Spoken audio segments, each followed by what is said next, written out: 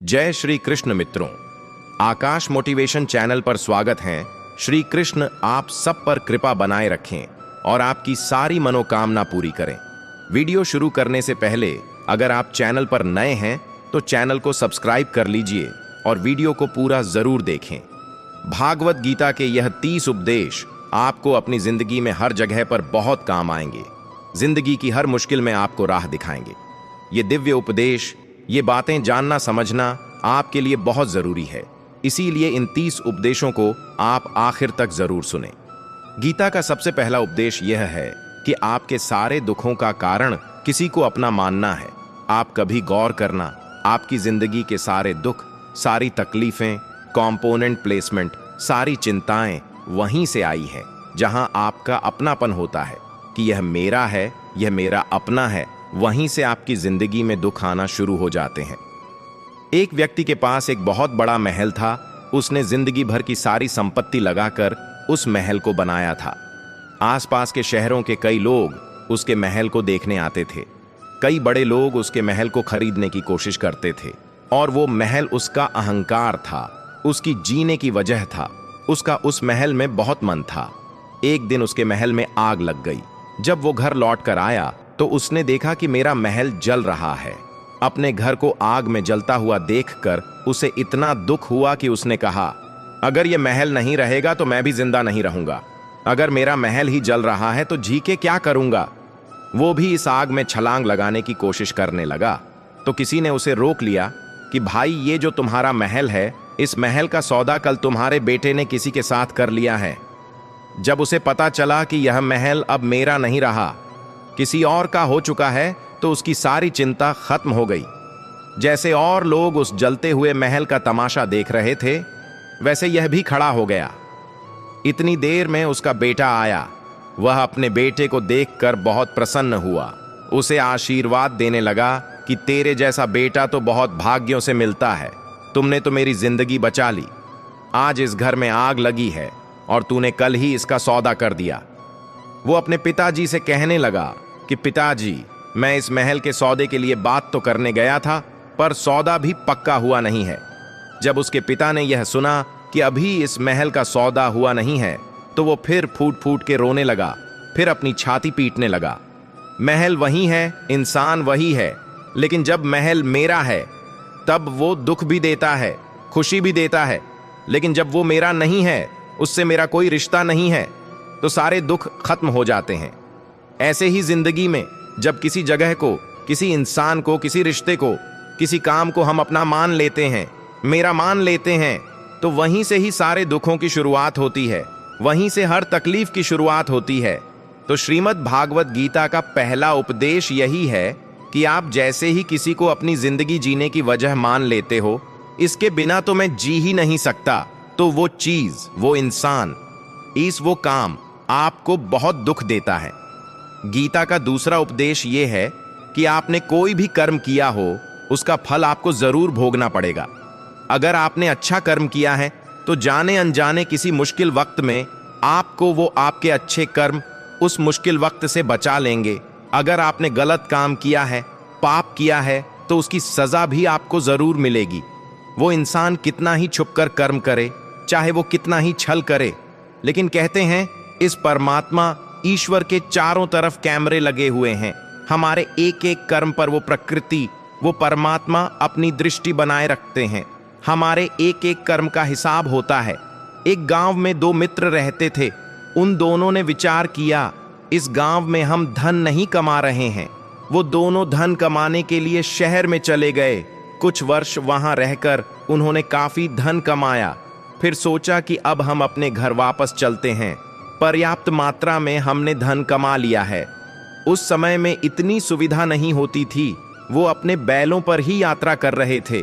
चलते चलते मार्ग में रात हो गई तो उन्होंने विचार किया, आज रात हम यही विश्राम करते हैं।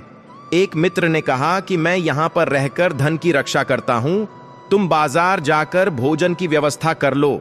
जब वह मित्र बाजार गया तो उसके मन में पाप आ गया। उसने सोचा, इतना पैसा हमने कमाया है, अगर मैं अपने मित्र को यही जंगल में मार डालूं तो सारा पैसा मेरा हो जाएगा, नहीं तो मुझे इसका आधा धन इसको देना पड़ेगा।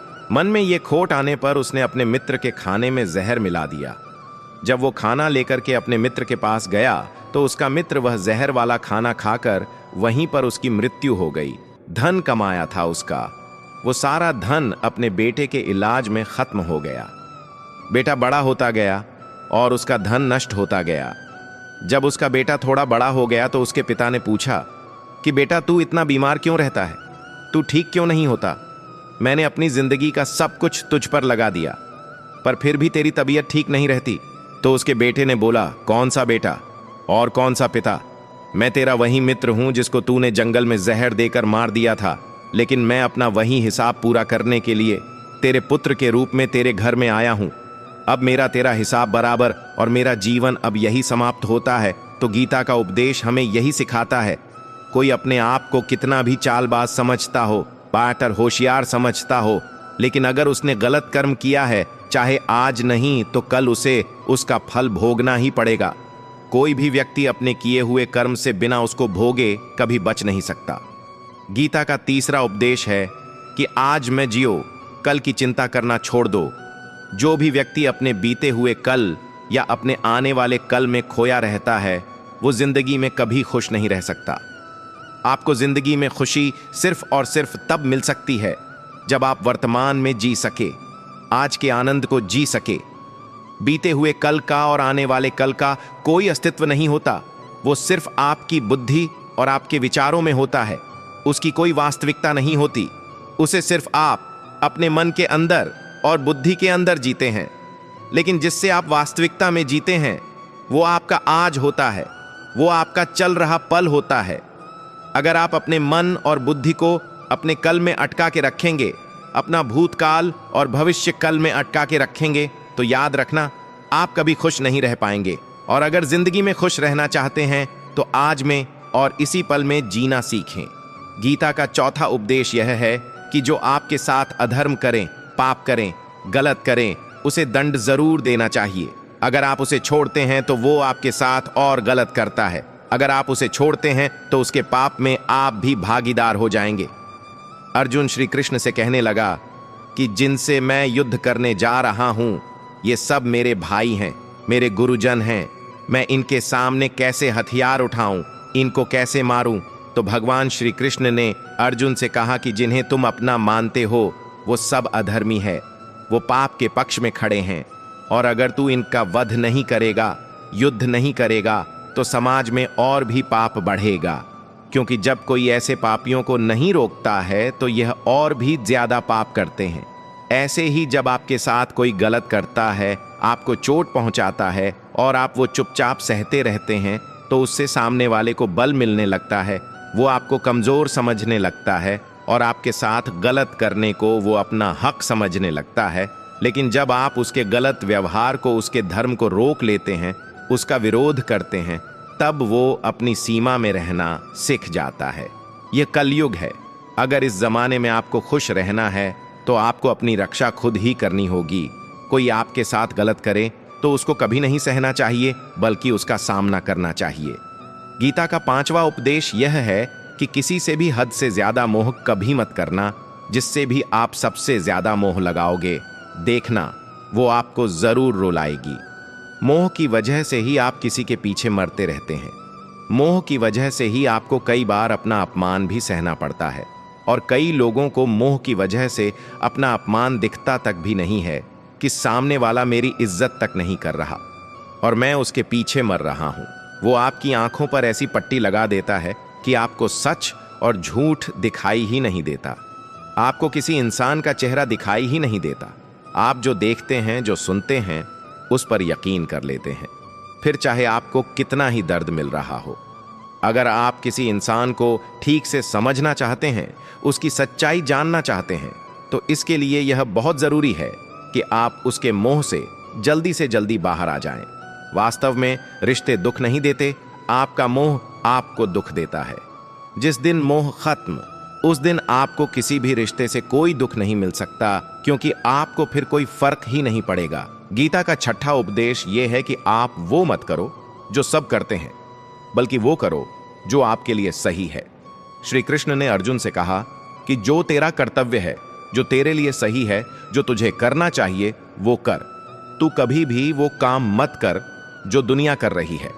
अर्जुन श्री कृष्ण से कहने लगा कि ऐसे भयंकर युद्ध में पड़ने से अच्छा है कि मैं सन्यासी बन जाऊं। तो श्री कृष्ण ने अर्जुन से कहा कि सन्यासी बनना तेरा कर्म नहीं है, तेरा धर्म नहीं है। तुम क्षत्रिय हो और तेरा धर्म यही है कि तुम अधर्म का नाश करो, धर्म की रक्षा करो। ऐसे ही हर इंसान का एक अलग कर्तव्य होता है, एक अलग ही मार्ग होता है। तो कभी मत जाना जहां सारी भीड़ जा रही हो।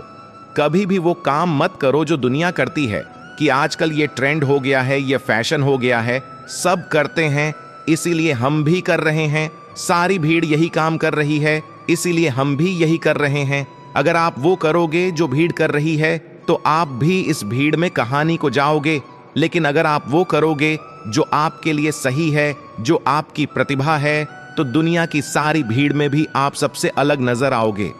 गीता का 7वां उपदेश यह है कि जिंदगी में धोखा अपने ही देते हैं, क्योंकि उनको आपकी कमजोरी का पता होता है।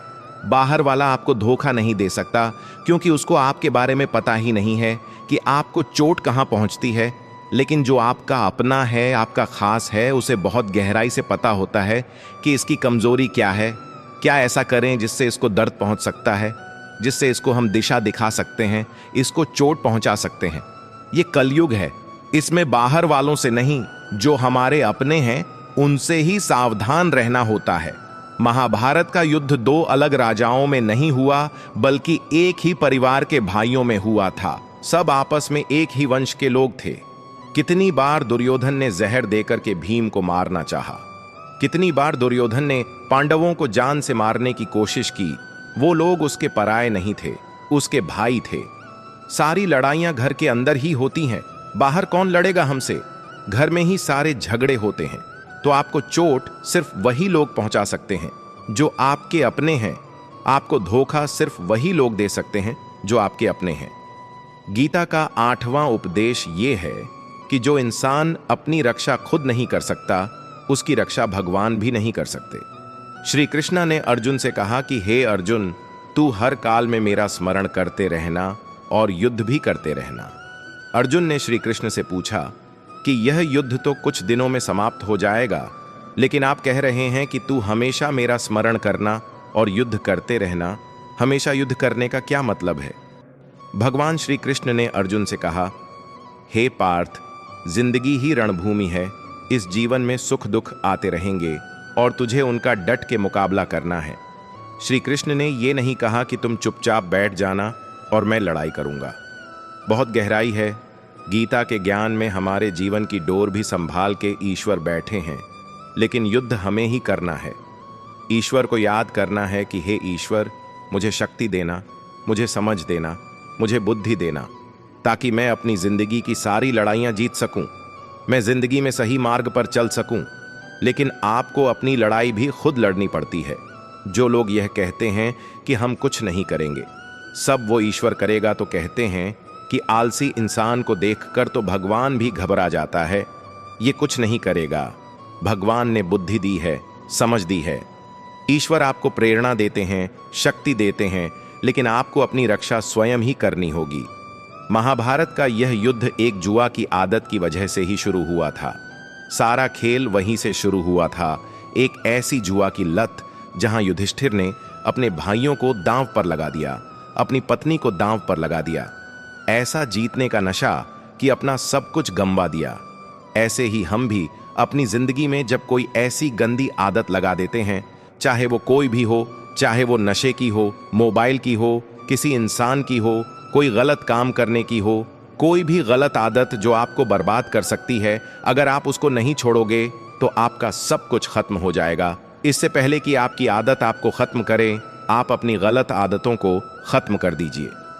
गीता का 10वां उपदेश यह है कि आलसी इंसान कभी कुछ हासिल नहीं कर सकता। अधिकतर लोग सिर्फ योजनाएं बनाते रहते हैं कि मुझे बड़ा घर चाहिए, मुझे बड़ी गाड़ी चाहिए, मैं दुनिया घूमना चाहता हूं, यहां क्या चाहिए, ये हर कोई सोच लेता है। लेकिन उस पर मेहनत करना वो बहुत कम लोग करते हैं, क्योंकि चाहना बहुत आसान है, लेकिन उसके लिए काम करना वो बहुत मुश्किल है। एक अच्छा फिट शरीर हर कोई चाहता है, लेकिन उसके लिए व्यायाम करना, एक्सरसाइज करना, वो आपको ही करना होगा।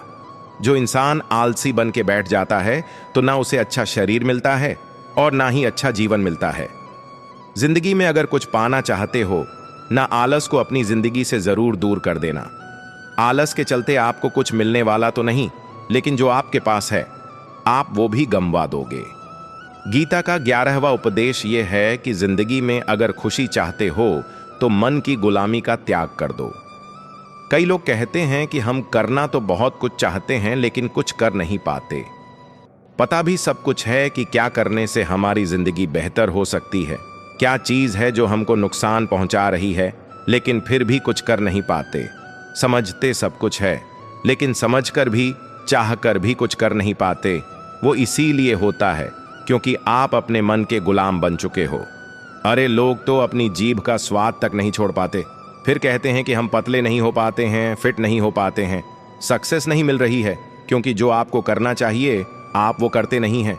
आपका मन सब कुछ समझकर भी आपको वो करने नहीं देता।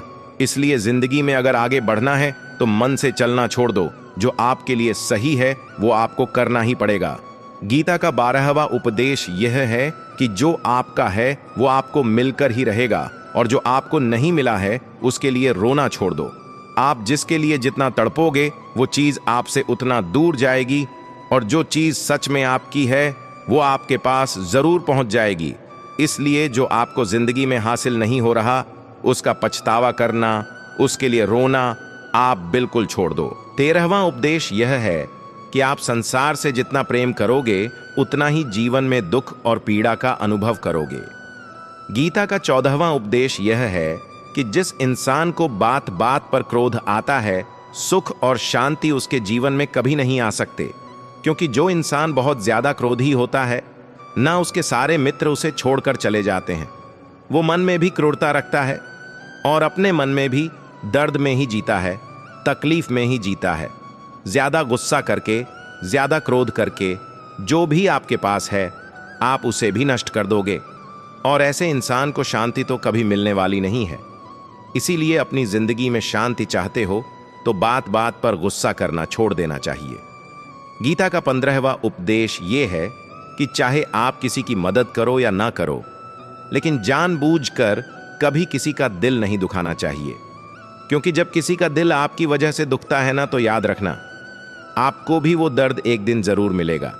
क्योंकि जब आप किसी का दिल दुखाते हैं तो आपको पता नहीं चला, लेकिन जब कोई आपका दिल दुखाता है तब आपको समझ में आता है कि दिल पर चोट लगने से कितना दर्द होता है। इसीलिए चाहे आप किसी की मदद करो या ना करो, लेकिन किसी का दिल कभी नहीं दुखाना चाहिए। गीता का 16वां उपदेश यह है कि जो मुश्किल वक्त में, जो दुख के समय में आपका साथ दे वही आपका अपना है, बाकी सब पराए हैं। अपनेपन का नाटक करने वाले बहुत लोग होते हैं, बड़ी बड़ी बातें करने वाले बहुत लोग होते हैं कि हम आपसे बहुत प्रेम करते हैं। कोई भी दुख हो, कोई भी तकलीफ हो, हमें याद करना। लोग दुख उठाने की बात करते हैं, लोग आने जाने की बात करते हैं, हाथ मिलाना तो ठीक से नहीं जानते और दिल मिलाने की बात करते हैं। जब सच में आपकी जिंदगी में तकलीफ आएगी ना, तब आपको समझ में आ जाएगा कि आपका साथ देने के लिए कौन खड़ा है। क्योंकि उस समय पर सारे लोग भाग जाते हैं, क्योंकि लोगों को पता होता है कि यह व्यक्ति हमारे पास आया तो हमसे मदद ही मांगेगा, हमको कुछ दे नहीं पाएगा। लोग आपसे सिर्फ तभी रिश्ता रखते हैं कि आप उन्हें कुछ दे सकते हैं, आपसे उन्हें कुछ फायदा हो सकता है। लेकिन जब लोगों को यह पता चल जाता है, समझ में आ जाता है उनको आपसे कोई फायदा नहीं होने वाला, बल्कि उनको आपकी मदद करनी पड़ेगी, तो वो आपको दूर से ही देख के भाग जाते हैं। इसलिए जो आपके मुश्किल वक्त में आपके साथ खड़ा हो जाए, सिर्फ वही आपका अपना होता है।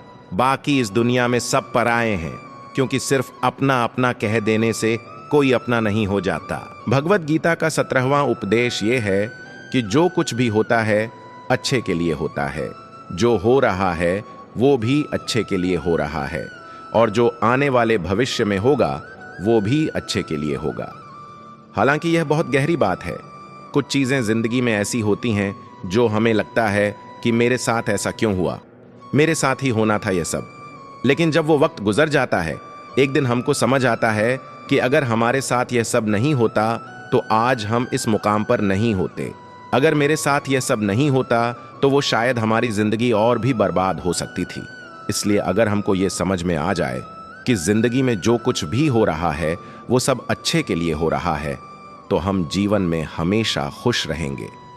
गीता का 18वां उपदेश ये है कि हर काम को समझदारी से करना ही कर्मयोग होता है।